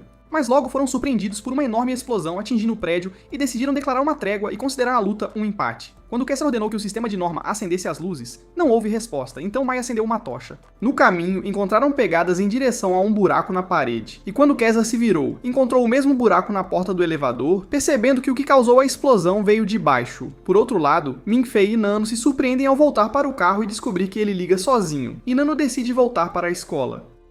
Quando o celular de Nano voltou a funcionar, ela encontrou uma mensagem de Kaisa dizendo que haviam sido atacados por um dragão, mas ela se sentiu segura na presença de Kaisa e Zihang, e pensou que tudo ficaria bem assim que chegassem. Enquanto isso, a batalha entre Zihang e a garota mascarada continuava, e os professores perceberam que ela tentava atrasá-lo, não finalizá-lo. Quando Yudirian notou o intruso 13 indo para o portão, ordenou que os alunos o impedissem de escapar, mas ele continuou desviando de balas em sua moto. Antes de partir, ele se despediu sarcasticamente, mas foi surpreendido quando um carro bateu nele. Era o carro de Ming-Fei e Nano. Ming-Fei correu para verificar. 13 apontou sua lâmina, irritado, mas ficou atordoado ao perceber que era seu amigo de bate-papo online, e Ming-Fei se surpreendeu ao reconhecer seu amigo Liao Tang. Eles apertaram as mãos calorosamente e esqueceram a guerra lá dentro. E quando Tang disse que estava a trabalho e acabara de terminar, Ming-Fei percebeu que ele era um ladrão que veio roubar um item valioso da universidade e concordou em ajudá-lo a fingir que Nano era refém para que ele pudesse escapar. Mas logo foram surpreendidos por uma explosão atrás deles e sentiram a temperatura subir. Ao olharem no espelho do carro, entraram em pânico ao ver uma criança nas chamas chamando um deles de irmão e pensaram que era um fantasma. Os professores ordenaram que os alunos o atacassem de longe, sem se aproximar, mas as balas não conseguiam penetrar sua barreira protetora. Então decidiram tratá-lo como um dragão e ordenaram que fosse morto, enquanto o menino andava procurando pelo irmão. Os alunos disseram aos professores que não tinham nada que pudesse feri-lo. Então o menino usou sua habilidade especial e causou uma enorme explosão no centro do campus, atingindo Zihang e a garota mascarada, que pararam a luta assim que o viram. Quando Zihang percebeu que um dragão havia aparecido bem na frente dos alunos e estava usando o poder da chama do governante, ele disse para não tentarem se livrar dele, pois sua habilidade de controlar chamas estava além da capacidade deles, e mandou que se escondessem. Ele então perguntou à garota mascarada se fazia parte do plano deles liberar o conteúdo da jarra do dragão, mas ela negou e saiu silenciosamente. Enquanto Glenn contatava seu pai, patrulheiro noturno, para reativar sua habilidade de impedir o uso de Yanlin, o pai disse que a habilidade não afetaria aqueles com sangue mais forte que o dele. Glenn ficou chocado quando o pai lhe disse que o menino era provavelmente um dragão de primeira raça, o que significa que ele é um dos 4 governantes do Dragão de Fogo Imperial. Do outro lado, Mai contatou a líder e disse que um dragão havia aparecido no campus e estava atacando a todos. Quando a chefe viu o vídeo, disse que não era Norton, mas Constantine, em estado instável, e percebeu que alguém o forçou a acordar, podendo explodir a qualquer momento, liberando sua habilidade especial, o Dragão de Chamas, e exterminando a todos. Enquanto isso, Minfei se escondia atrás de um pilar com Nano e Tang, esperando os tiros cessarem. Quando perguntou o que ele fazia para viver, Tang disse que era um caçador de recompensas que busca tesouros raros que ninguém normal encontra, e foi contratado por alguém desconhecido para se infiltrar na universidade e roubar uma criatura rara. Quando Minfei viu a foto da jarra no celular de Tang, percebeu que o dragão havia saído dela e estava à solta. Então Tang disse que a jarra estava quebrada quando ele a fotografou, e que ele fugiu ao sentir que a situação era suspeita. Minfei pensou em fugir da universidade, mas temia que o dragão os encontrasse pelo cheiro. Ninguém disse que o dragão é diferente dos outros, pois parece estar seguindo-os ou procurando por um deles. Mas apesar da proximidade, ele nem percebeu a presença deles. Minfei pensou que deviam fugir antes que o dragão os achasse, mas entrou em pânico ao ouvir a voz de Finger, que surgiu do nada atrás dele, dizendo que não podiam escapar sem uma barreira protetora. E quando Constantine ouviu os gritos de Minfei, conseguiu localizá-lo e começou a se aproximar deles. Finger sugere que vão para um lugar com água, assim podem apagar as chamas. Eles seguem para a piscina, encontram Kesar e Mai, e Finger pede a ele para dar um jeito no dragão. Finger seguiu para a piscina com Minfei e Tang. Kesar ficou surpreso que Nana não os acompanhava, e ela disse que sua presença seria útil, tipo no Dia da Liberdade. Mas ele retrucou que a situação agora é outra, e ele não consegue se concentrar com ela por perto, já que quer protegê-la. Então ele pediu que ela seguisse os outros e protegesse Minfei, já que Constantine parecia estar atrás dele. Mei então recebeu uma ligação do líder, instruindo-a a atacar Constantine sem usar metal ou fogo, pois ele os controlava com muita eficiência. A sugestão era usar balas de borracha, que seriam mais fáceis de acertar. Ao seguir o plano, conseguiram acertá-lo com todos os tiros, forçando-o a recuar. Então, todos os alunos foram instruídos a usar balas de borracha e atirar nele de uma vez só. Enquanto isso, do outro lado, Minfei estava curtindo a piscina com a galera, nem aí para o inferno que rolava lá fora. Finger explica que ali é o lugar mais seguro, já que magia de fogo é fraquinha contra a água. Minfei então se toca que não apresentou Finger e Tang e até admira que o cara tenha um emprego tão bom, pensando que ele deve estar tão liso quanto ele. Enquanto Tang explicava por que aceitou o emprego, ele teve um pressentimento ruim sobre Constantine, como se o ouvisse chamando. Ele disse que sentia que o dragão estava o mirando. Eles entraram em pânico só de pensar nele se aproximando da piscina, e Finger sugeriu que se escondessem debaixo d'água. Ao fazerem isso, Minfei prendeu a respiração por um tempão, até não aguentar mais. Quando emergiu, viu-se numa piscina gigantesca, envolta em vapor, e não encontrou seus camaradas. Então, continuou nadando para procurá-los, até achar um caminho de pedras e perceber que estava num lugar criado por Ming. Então ele começou a chamá-lo, pedindo para que se mostrasse, até que viu alguém parado ao longe. E quando foi até ele, descobriu que era Constantine, chamando-o de irmão. Constantine se aproximou de Minfei e ficou farejando seu rastro. Ele pensou que Constantine fazia aquilo para ter certeza de que era seu irmão.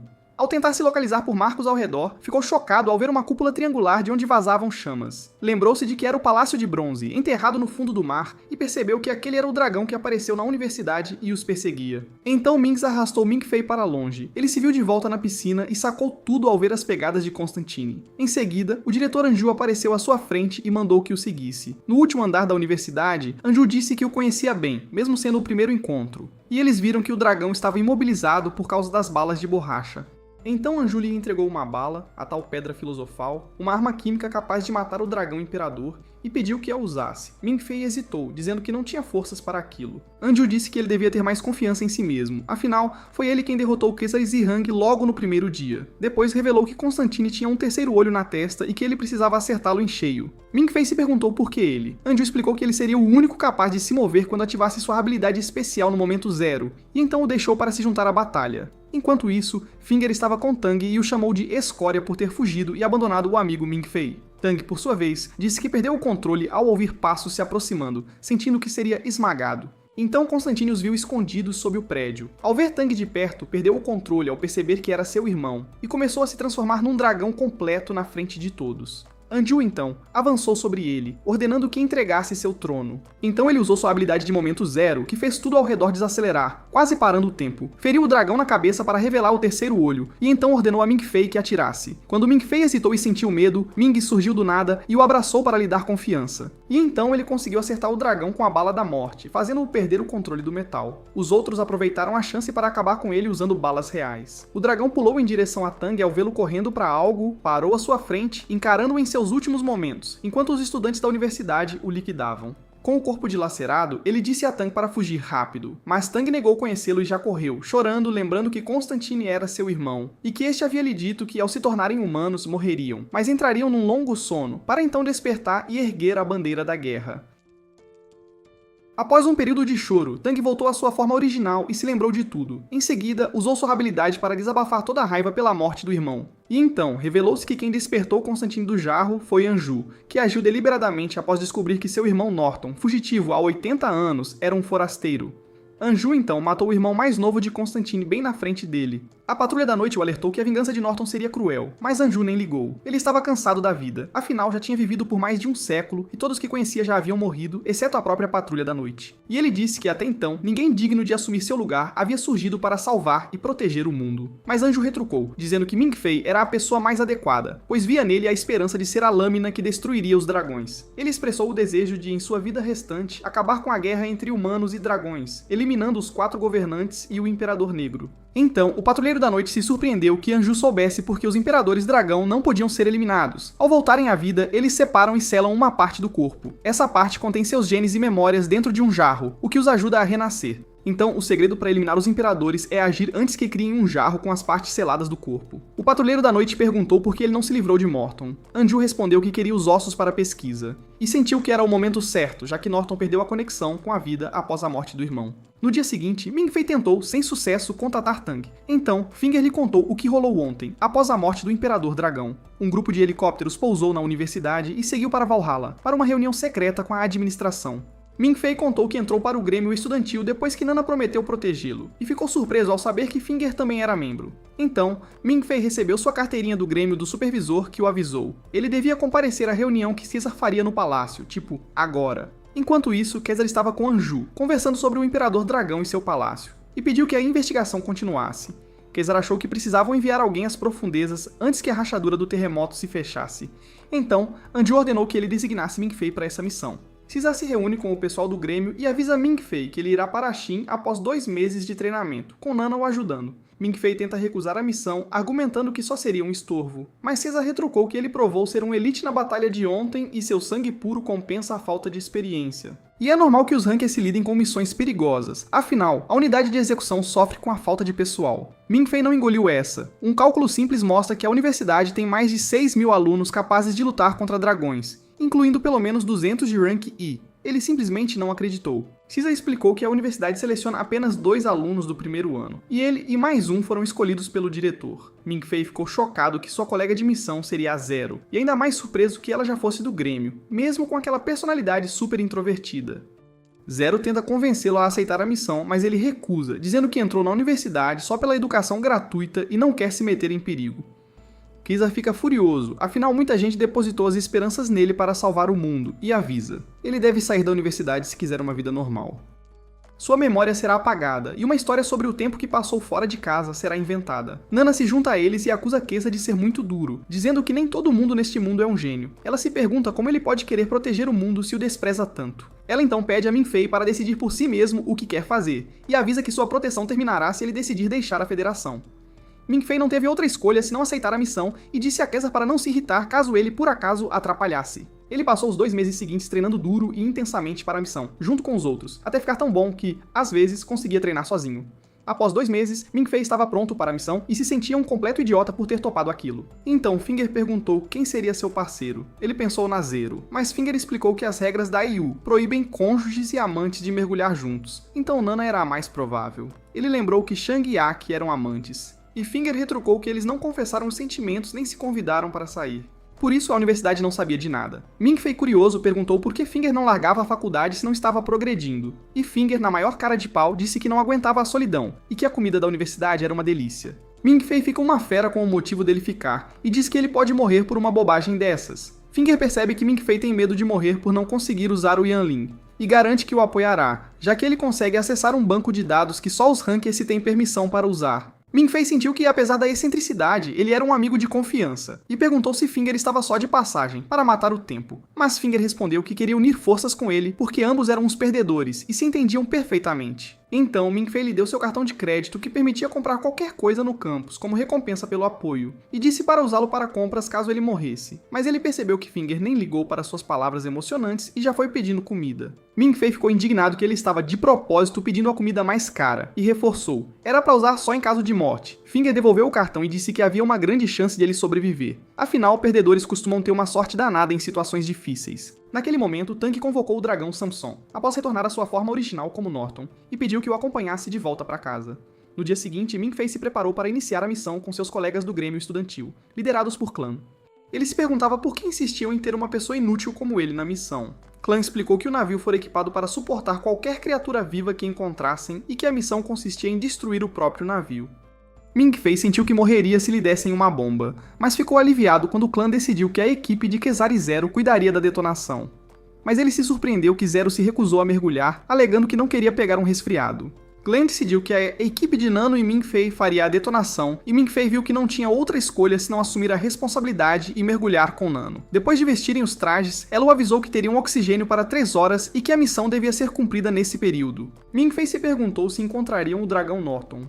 Clan disse que era improvável, pois ele devia estar em hibernação para se transformar em sua forma original, depois de ter escapado da urna em sua forma humana. E que o objetivo da missão era destruir o palácio de Norton, para que ele não tivesse onde descansar. Em seguida, iniciaram a missão e continuaram mergulhando até alcançarem a parede do palácio de bronze. Clan pediu a Ming-Fei que derramasse sangue no tubo da boca da estátua para abrir o portão, mas em vez disso, a estátua o mordeu, e ele gritou como uma criança, tentando soltar a mão até que Nanon o ajudou. Ele decidiu voltar com a desculpa de que estava gravemente ferido. Ela, porém, disse que era só um arranhão no dedo e enfaixou o local.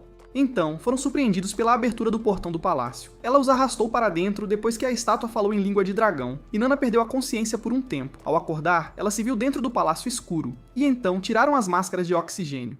Ela pergunta a Norma por que o palácio é um lugar tão estagnado onde ninguém entra há tanto tempo, e fica surpresa quando Norma responde que a melhor explicação é que o dono do palácio voltou, o que significa que estão no mesmo lugar que o Imperador Dragão Norton. Glenn deduz que o corredor indica que estão perto de uma tumba antiga, e Ming-Fei fica apavorado com a volta de Norton ao palácio. Então, Glenn lhes diz que a prioridade da missão é voltar vivos. Ele pediu a Ming-Fei para beber um pouco da água ao redor e, ao constatar que era potável, confirmou. Norton realmente havia retornado. Glenn então pediu que derramassem um corante na água e o seguissem até a toca. Nona percebeu que era a última coisa que Sheng e Eke haviam encontrado antes de morrerem. Então, notaram que a água parou de fluir no caminho e pensaram ter chegado ao covil. Mas deram de cara com uma estátua de bronze gigantesca. Ming-Fei sugeriu colocar a bomba ali e voltar, mas ela mandou que ele pusesse a máscara de oxigênio, olhasse pra frente e deu uns passos pra trás. Ming-Fei ficou chocado quando ela o chutou na água, afinal ele teria se recusado a mergulhar se ela tivesse pedido. Então ela mergulha atrás dele e diz que a água está fluindo para baixo, o que significa que há uma passagem nas profundezas, onde o verdadeiro dragão está. Depois de um tempo, eles avisam Clan que estão no que parece ser um grande cemitério, cheio de esqueletos e há marcas de queimadura nos ossos. Nona percebeu que eram os corpos da guerra de 2000 anos atrás, e que o dragão os queimou até a morte na entrada do covil. Então, Clan pediu que procurassem a entrada do covil e, de repente, ela se lembrou de um esconderijo secreto para a entrada. Então ela puxou a bandagem do dedo de Ming-Fei, pegou a mão dele e a colocou em inscrições no chão, confirmando sua suposição quando um portal se abriu com o sangue dele. Em seguida, um tornado de água os atingiu, fazendo-os perder contato com Clan e cortando a corda. Clan e Chaser usaram suas habilidades para procurá-los nas profundezas do mar, enquanto Ming-Fei e Nona se viram num lugar estranho, lá no fundo, que parecia uma floresta, e depois de alguns minutos eles se tocaram. Estavam dentro do covil. Nona decide perguntar a Norma sobre aquilo, mas para surpresa deles, as cordas que os prendiam ao navio estavam cortadas. Então, resolvem vasculhar a sala até encontrarem algo importante. Ela vê um vislumbre do passado de Norton e Constantine, e decide diagnosticar a situação com a ajuda de Ming-Fei, pedindo que ele a proteja se algo acontecer. Fica surpresa ao descobrir que está revivendo uma conversa de 2000 anos atrás entre os dois irmãos. Ming então surta ao sentir Constantine parado atrás dele e vê Nona subitamente passando mal. Ela lhe conta o que descobriu. O irmão mais novo estava doente e fazia coisas como estátuas, e eles passavam a maior parte do tempo juntos dentro de casa. Ming Fei percebe que ela tem poderes sobrenaturais para diagnosticar e analisar situações. Ela lhe diz que fez o mesmo com ele e por isso não ficou feliz quando ele decifrou o mapa. Ela achou que ele se arrependeria e iria querer largar a universidade. Mas, para a surpresa dela, ele decidiu entrar para o grêmio estudantil e se tornar seu discípulo. Ming Fei sentiu que ela era tipo uma cartomante ou algo do tipo. Então pediu que ela plantasse a bomba no local e voltou rápido. Quando Nana quis levar a vela, notou que não havia tubo de combustível, o que significava que alguém a acendera. Eles saíram correndo ao perceber que o dragão Morten estava por perto. Ao voltarem ao cemitério, não acharam as cordas e Nana percebeu que a pressão da água estava caindo. Então retornaram ao covil, tentando achar outra saída antes que o palácio desabasse. Ming Fei se lembra que o mesmo ocorreu com Sheng e Yak antes de morrerem, e supõe que a saída do palácio talvez não tenha mudado de lugar. Eles decidem mergulhar. Ao chegarem ao portão, Nona o avisa para ficar de olho na válvula de mão, pois ele não conseguiria alcançar a superfície se ela quebrasse e vazasse oxigênio. Enquanto isso, Keza insistia em ir pessoalmente ajudá-los, mesmo que Zero não pudesse morrer. Mas Clan o avisou que o terreno lá embaixo mudava constantemente e seria difícil prever o que aconteceria com o Imperador Dragão por perto. Ele permitiu que Kai'Sa descesse até eles, caso uma hora se passasse sem o retorno da dupla. Do outro lado, Ming Fei e Nana lutavam para escapar do palácio que estava prestes a desabar. Eles se viram perdidos lá dentro, incapazes de usar o sistema Norma, já que as cordas haviam sido cortadas. Então, Ming Fei se lembrou que ainda tinha a habilidade de mapa que Mings lhe dera, e decidiu usá-la de novo. Ao ouvir a voz de Finger tentando se comunicar pelo computador, ele gritou por ajuda, pedindo que lhe desse o mapa do Palácio de Bronze antes que fosse tarde demais. Quando Ming Fei usou sua habilidade para se comunicar com Finger, Glenn sentiu uma dor de cabeça terrível e percebeu que alguém estava usando sua cabeça como um mecanismo para enviar informações. Finger então verificou o mapa no computador e disse a Ming Fei para escapar pela porta que estava abaixo deles. Finger estava sofrendo com o processamento lento de dados, afinal era um rank F e usuários de baixo nível recebiam dispositivos bem inúteis. Então Klein decidiu dar a ele acesso de rank B, mas Finger teve que hackear a rede da universidade para conseguir acesso de rank S e pediu para Eva assumir. Ming Fei e Nono seguiram as instruções do Finger até chegarem a uma área de alta temperatura. A tripulação percebeu que a água esquentava, e Zero sacou que o Imperador Dragão estava em movimento vindo pegá-los. Enquanto isso, Klein começou a ceder à pressão de sua habilidade incapaz de liderar a missão. Caesar decide assumir o comando temporariamente até que consigam resgatar Ming Fei e Nono, e começa a distribuir tarefas à tripulação. Para sua surpresa, o dragão ataca a baía de torpedos da nave, causando a morte do oficial comandante e a explosão dos motores principais. Caesar percebeu que o sonar não detectava o dragão e concluiu que ele estava escondido sob a nave desde a chegada, esperando o momento certo para atacar. Então, decidiu fugir para forçá-lo a segui-los. Zero nota alguém numa montanha e avisa Caesar, não é o Imperador Dragão. Ele percebe que é Norton, o dragão imperial de bronze, e chama. Quando Norton entra na água, Caesar manda a titanave parar e vê na tela que ele matou seu dragão servo. Norton havia se fundido com Samson e estava pronto para destruir a nave de Mania. Enquanto isso, Mai estava longe, no topo de uma montanha, colocando uma bala de pedra filosofal em seu rifle de precisão. O chefe ordenou que ela se livrasse de Morton, se necessário. Do outro lado, Ming Fei e Nono ainda estavam presos no palácio, seguindo as instruções do Finger até entrarem por um dos portões e encontrarem um corpo com um traje de mergulho da universidade, segurando um livro. Nono percebeu que era Shang ao notar a falta do tubo de oxigênio que ele dera a Ake para que ela chegasse à superfície antes de morrer. Ela pegou o livro, despediu-se dele e sentiram como se ele estivesse falando, encorajando-os a dar o melhor. E então o lugar começou a desabar, então fugiram rápido, mas esqueceram a saída que Finger indicou. Ming Fei, em pânico, tentou perguntar de novo, mas se viu sentado numa saliência. O outro lado de sua personalidade o repreendeu por sempre depender dos outros, mandando-o pensar por si mesmo para achar a saída, e que era hora de usar a própria força. Ele pensa na saída e tenta resolver o enigma até encontrarem o guardião do portão. Mas se surpreende que seu ferimento parou de sangrar por causa da água, e então o teto se aproxima, e Nono precisa impedi-lo de esmagá-los, pedindo que ele se corte com uma faca para abrir o portão. Enquanto Nono luta para impedir o teto de cair e começa a sangrar, ele se lembra do que disse a si mesmo e decide tomar sua própria decisão. Tira a máscara de oxigênio e morde o dedo para abrir o portal, perdendo a consciência nesse instante. Caesar decide ir para o ponto de ancoragem mais próximo. Norton segue e a tripulação avisa que todos os motores estão danificados, sem armas para resistir. Então, Caesar decide usar um plano que bolou na cabeça. Ming Fei via memórias dos colegas de escola até Nono lhe dar um tapa. Ele recuperou a consciência e percebeu que sobreviveram ao esmagamento, mas seu traje estava danificado. Então Nono dividiu o oxigênio e só tinham metade. Ming Fei ficou aliviado por terem saído daquela sala. Ela disse que ainda estavam em apuros, a 80 metros de profundidade, e Ming Fei sentiu uma pressão enorme da água. Devido à falha do traje dele, Nono decide dar-lhe o dela, pois se ele parar de respirar por um instante, os pulmões explodirão. Ela diz que é boa em mergulho livre e aguenta a respiração por um tempo, afinal prometeu protegê-lo. Enquanto isso, Kesar baixa o sino de mergulho às profundezas para alcançá-los e ajudá-los a subir. Mas o único obstáculo é a ideia de serem atacados por Norton. Kesar se surpreende que Zaihang esteja a caminho de helicóptero para ajudar. Depois que Nono dá seu traje a Ming-Fei, ela diz que sairão subindo. Ming-Fei descobre que a bomba que colocaram explodiu e emite gás tóxico, o que significa que Nono está em apuros, já que não usa traje de mergulho. Caesar, por outro lado, sentiu que os esforços de Zahang seriam em vão, pois sua habilidade não afetaria Norton, que controla chamas e metal. Ele percebeu que a nave flutuava na superfície, mas afundaria se sofresse mais danos. Caesar ordenou que preparassem torpedos normais, após o químico ser destruído. Quando o assistente disse que torpedos não danificariam Norton, ele respondeu que dependeriam do peso e da velocidade do torpedo para atingi-lo. Zero sugeriu um ataque de perto para que ele não pudesse desviar dos mísseis. Kesar decidiu fazer isso sozinho e ordenou que mirassem no corpo de Norton, não no dragão. Kesar então saiu para o convés e ficou bem na frente de Norton.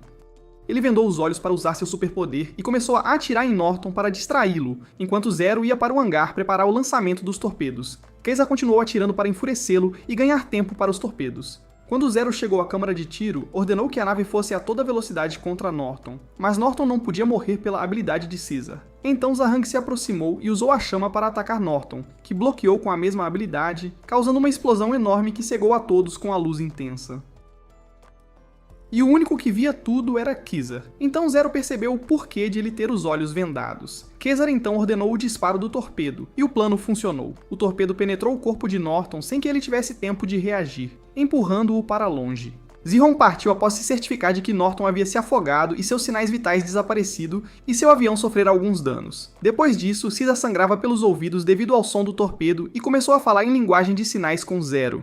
Quando ela perguntou como ele aprendeu linguagem de sinais, ele disse que a usava para se comunicar com a mãe, que perdeu a audição após lhe dar sua habilidade. Ele fez a mesma pergunta e ela respondeu que nunca se comunicou com pessoas e sua fala era tão ruim que não se entendia mais. Então ela decidiu aprender linguagem de sinais para, ao menos, conversar consigo mesma. Naquele momento, Ming-Fei e Nono encontraram um sino de mergulho após finalmente saírem do palácio, aliviados por escaparem da morte. Ao abrir o sino, ela empurrou Ming-Fei para dentro, mas ele ficou chocado ao ver sangue espirrar em seu rosto, em vez de ela entrar com ele. Nono fechou o sino sobre ele para protegê-lo antes de morrer da facada do dragão. Ming-Fei, em choque, não conseguia se mover diante do corpo dela, lembrando-se de todos os momentos juntos. Ele implorou para que ela não morresse, sentindo arrependimento, pois nada disso teria acontecido se ele recusasse a união estudantil, enquanto via o corpo dela desaparecer. Então ele começou a perder o controle, gritando histericamente.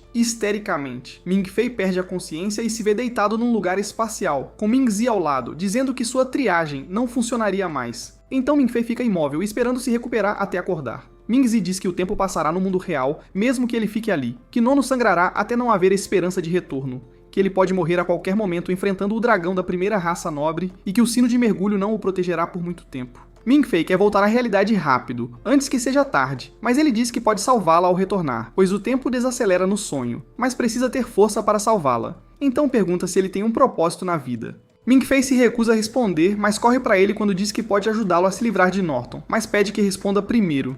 Perguntou por que ele entrou na Universidade Castle e ele respondeu que queria ser um filho do qual sua família se orgulhasse. Mas ele acabou colando no vestibular e se viu no ranking esse sem motivo aparente. Ming-Se disse que ele errou ao entrar na união estudantil, pois era um perdedor e queria a garota mais bonita. Ming-Fei justificou que aceitou a união após se sentir importante para eles, pois passou a vida se sentindo insignificante para qualquer um, até acreditar nisso e reclamar do que as pessoas pensavam dele.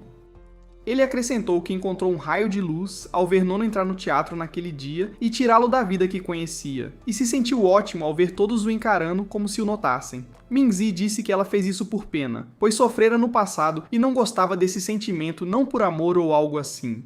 Ming-Fei ficou bravo por ser um perdedor e depender da sorte, então decidiu não ser mais um perdedor e fazer algo para ajudar Nono, pedindo a Ming-Zi para deixá-lo acordar. Ming-Zi sentiu que a emoção dominava a razão de Ming-Fei, que jurou não deixar Nono morrer e percebeu que seu desejo não era se vingar do mundo como pensava. Então ele decidiu ajudá-lo fazendo um acordo. Permitiria que o invocasse 4 vezes em troca de sua vida. Ming-Fei achou o preço alto demais para conseguir o que queria e salvar Nono, e perguntou quando ele tiraria sua vida. Mingzi diz que começará a fazer isso assim que ele se sentir solitário a ponto de desesperar. Ao ver que Ming-Fei concordou, sentiu que Nono o mudara tanto que ele morreria de bom grado por ela. Mas Ming-Fei disse que para evitar o acordo, bastava não ser invocado 4 vezes.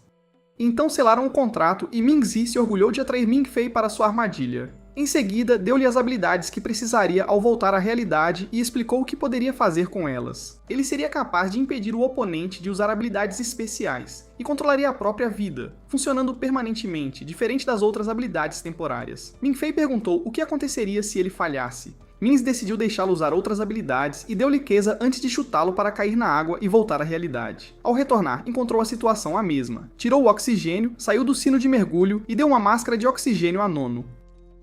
Então ele se aproximou e usou seus poderes para trazê-la de volta à vida. Norton tentou enfiar mais a cauda nela, mas Ming-Fei a estraçalhou assim que a tocou. Ele a amarrou à corda do sino e a nave a puxou. A tripulação recebeu um sinal de resgate do sino e percebeu que estavam vivos. Quando Ming-Fei teve certeza de que ela estava segura, preparou-se para enfrentar Norton sozinho. Então perguntou a Mingzi por que não tinha habilidades ofensivas entre as que lhe dera, e ele disse que tinha o que precisava, pois o livro que Shang carregava continha as habilidades dos 7 pecados capitais. Por sorte, Meliodas e seus companheiros não estavam por perto, e então disse que essas habilidades foram criadas pelo próprio Norton, pois ele acreditava que a razão do declínio dos dragões era por cometerem os 7 pecados capitais. Então ele aconselhou Ming-Fei a usar a Espada da Ira contra Norton, garantindo que funcionaria. Ming-Fei decidiu roubar a habilidade de Norton e usá-la contra ele, amarrando-o para impedi-lo de usar seus poderes. Então pediu a Norton para enfrentá-lo noite após noite, e quando ele correu em sua direção, Ming-Fei jogou o livro e ordenou invocar os 7 pecados como armas, e se perguntou por que não podia invocar o rato. Mingzi disse que ele ficaria bem com os pecados que conseguiu invocar, mas que precisava ter cuidado. Ele então começou a atacar o dragão Samson, rasgando sua mandíbula com as armas do pecado. Quando Mingzi percebeu que ele não conseguia balançar as armas livremente enquanto nadava, o apoiou para controlá-las melhor, e Ming-Fei continuou a despedaçar o dragão até a hora de desferir o golpe fatal. A essa altura, o alcance de Ming-Fei chegava ao convés da nave, e Mingzi disse que ele deveria aproveitar a força igual e acabar com isso agora, pois dragões não se cansam, e ele ficaria vulnerável se a luta durasse muito mais. Quando Ming-Fei sentiu o silêncio ao redor, após o dragão desaparecer, lembrou-se do que Nono lhe dissera.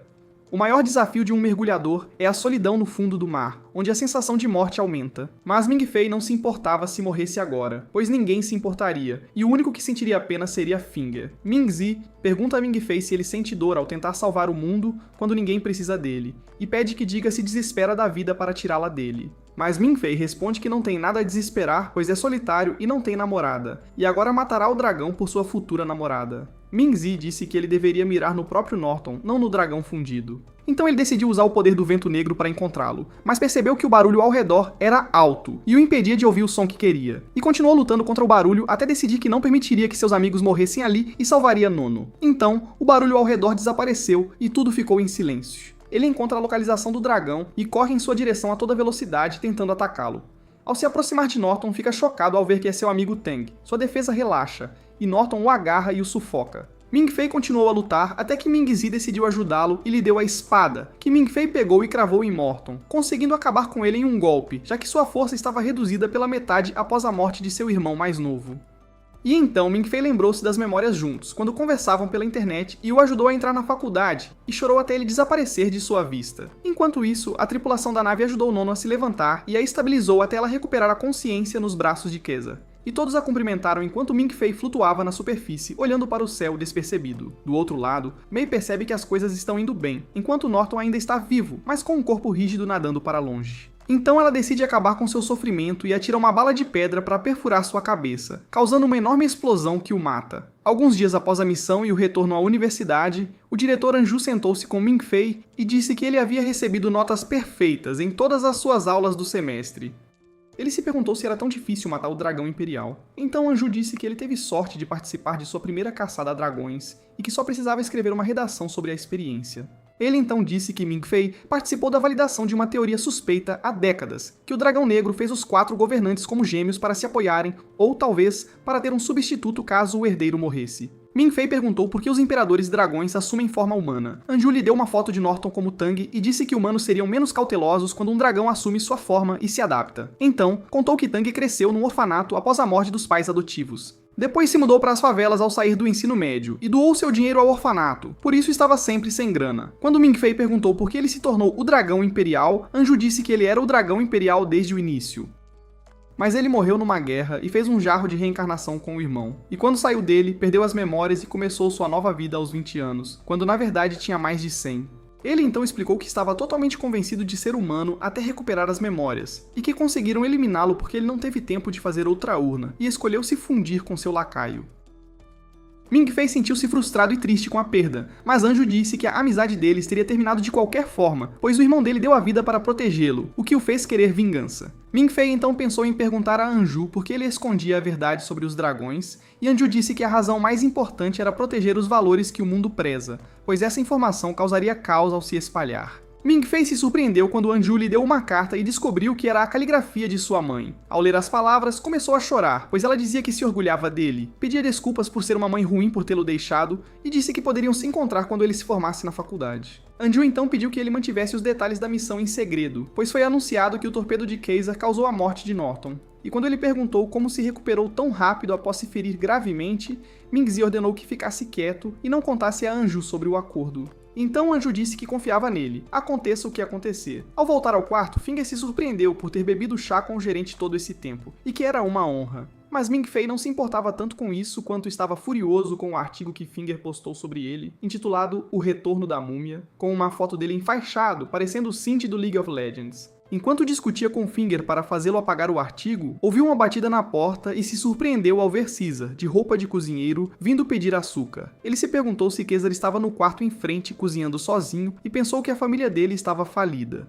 Mas ao espiar pela porta, viram Zihang ajudando-o a cozinhar com sua espada. Finger lembra que é dia dos namorados, e eles provavelmente se preparam para celebrar com seus amores. Quando ele pergunta se Ming-Fei ganhou doces, Nono entra no quarto e lhe dá doces, o que o deixa feliz por ter ganhado doces no dia dos namorados pela primeira vez na vida.